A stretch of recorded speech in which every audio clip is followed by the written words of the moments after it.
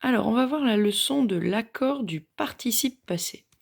Quand tu travailles avec les verbes à 8 temps, quand tu conjugues un verbe aux 8 temps, tu as les 4 temps simples et tu as les 4 temps composés. Je te rappelle que pour faire un temps composé, il faut l'auxiliaire, être ou avoir, et le participe passé. Et donc, la leçon qu'on va voir aujourd'hui, c'est ce participe passé ici, comment il s'accorde. Quand on est au féminin, est-ce qu'il prend un E? Quand c'est au pluriel, est-ce qu'il prend un S? Eh bien, tout dépend de son auxiliaire. On a vu avec l'auxiliaire être que le participe passé s'accordait avec le sujet.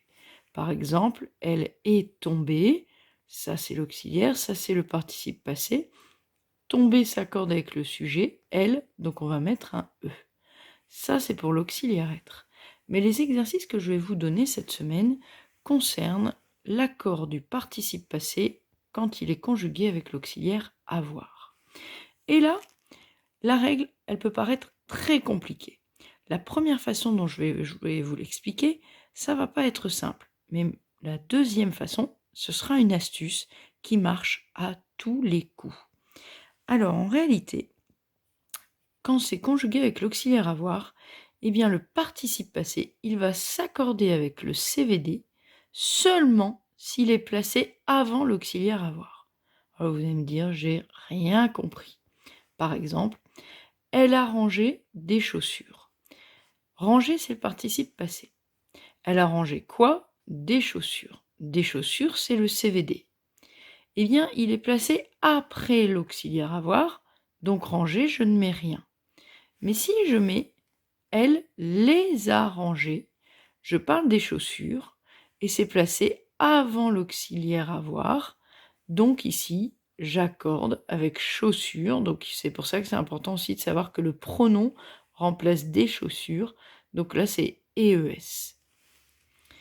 On peut le trouver aussi dans une proposition subordonnée relative. Les chaussures qu'elle a rangées.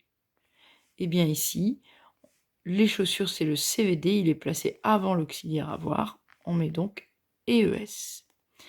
Alors, ça, c'est compliqué comme règle. Donc, l'astuce qu'il y a à retenir, c'est que si au moment où tu écris ton participe passé, tu sais de quoi il s'agit, tu sais ce qui complète le verbe, au moment où tu l'écris, eh bien, il faut l'accorder avec le CVD. Par exemple, elle a rangé. Ben là, je ne sais pas ce qu'elle a rangé. Par contre, si je dis « elle les a rangées », eh bien là, je sais, c'est les chaussures qu'elle a rangées. Je le sais avant d'écrire le participe passé. Donc, je l'accorde avec le CVD. Les chaussures qu'elle a rangées, c'est pareil. Là, je sais que c'est les chaussures. Donc, quand je sais, j'accorde. Alors, tu vas voir, avec les copains, on a fait une leçon en mouvement.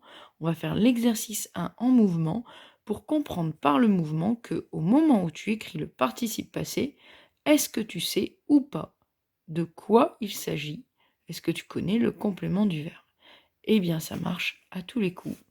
Regarde bien la suite de la vidéo avec les copains qui font en mouvement et ensuite tu pourras faire l'exercice 1 et 2. Le sujet, le maître. Le maître a posé. Est-ce qu'on sait ce qu'il a posé? Non. Est-ce qu'on accorde? Non. Non. Donc on met et. Une question aux élèves. Une question aux élèves. On ne savait pas, donc on n'accorde pas. Ça va? Deuxième phrase. On revient au début. La question qu'il a posée. Est-ce qu'on sait ce qu'il a posé? Oui, c'est la question. Donc est-ce qu'on accorde? Oui. Donc qu'est-ce qu'on va mettre? Et S. il y a plusieurs questions? Et E. C'est avec la question qu'on accorde. Donc et eux. Ça va? Allez, on revient au début.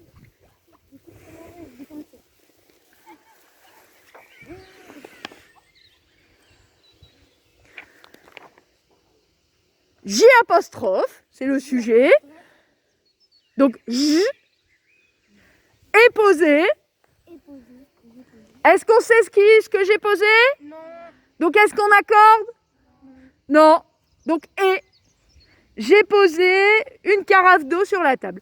Une carafe d'eau sur la table. Ça va? Alignez-vous avec Amaury. On va continuer, on va aller jusqu'au bout. On bouge plus. Phrase suivante. Donc moi, j'avance plus, je vous laisse avancer. La carafe que je... C'est le sujet. Est posé. Est-ce qu'on sait ce qu'il a posé? Oui, il a posé quoi? La carafe. C'est masculin ou féminin? Non, la carafe, masculin ou féminin? Singulier ou pluriel? Singulier. Donc posé, on met e. Ça va? C'est clair? On continue. Ces affiches Ces affiches ont été posées. ont été posées. Est-ce qu'on sait? Non. Oui. Aussi. Est-ce qu'on sait ce qui a été posé? Aussi. Oui. Est-ce qu'on sait ce qui a été posé? Oui. Donc on accorde. Qu'est-ce qui a été posé? Des affiches. Affiche, c'est féminin ou masculin? Féminin. Féminin, singulier ou pluriel? Ces affiches. Pluriel, donc on va mettre quoi? EES. Alors vous voyez là, clairement, c'est un cas particulier là. C'est pas avec l'auxiliaire avoir, c'est particulier. Mais j'ai pas besoin de vous l'expliquer, parce qu'avec cette technique-là, eh ben, même les cas particuliers, on arrive à les accorder. Ça marche pour les cas particuliers. Vous comprenez? Oui. Eh ben, c'est pour ça que cette technique-là, elle est sympa. Et le monsieur qui a fait ce livre-là, il utilise cette technique-là, c'est pour ça qu'il a mis des cas particuliers dans l'exercice. Ça marche? Allez, encore 3 phrases et on va en récré. Pourrais. Tu. Donc pourrais-tu m'aider à résoudre la multiplication M'aider à résoudre la multiplication. que je ai posée? Est-ce qu'on sait ce qu'il a posé? Oui, multiplication. Donc qu'est-ce qu'on va mettre? Multiplication féminin. Alors je veux entendre ceux du fond. Multiplication féminin ou masculin? Féminin. Pluriel ou singulier? Vous êtes sûr? Il y en a une ou il y en a plusieurs? La multiplication que j'ai posée. Il y en a une ou il y en a plusieurs? J'entends rien. Donc c'est singulier féminin. Donc on va mettre quoi à poser? Et E. On met pas de S, il n'y en a qu'une. On met un S quand il y en a plusieurs. Ça marche? Demi-tour? Non, on se retourne tout simplement. On se retourne, on se remet en ligne avec Amaury. Ruben, tu résistes à la tentation d'aller cueillir des bâtons? Alors, les ouvriers, sujet, ont posé. Est-ce qu'on sait ce qu'ils ont posé? Non. Eh ben, on n'accorde pas, c'est réglé. Les ouvriers ont posé du carrelage dans la salle de bain. Du carrelage dans la salle de bain.